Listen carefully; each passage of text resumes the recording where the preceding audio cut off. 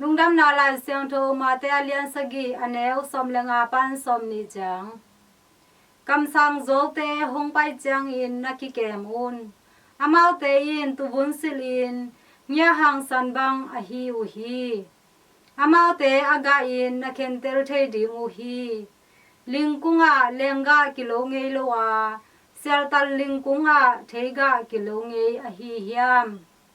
peuhmah bangin cihoih singkung in limci ga gina lo singkung in limci lo gahi cihoih singkung in limci lo ngei lo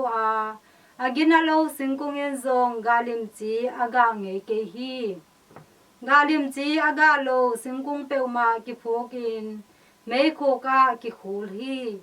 ken konggen ina nute in Amaute panun na khentel thei uhi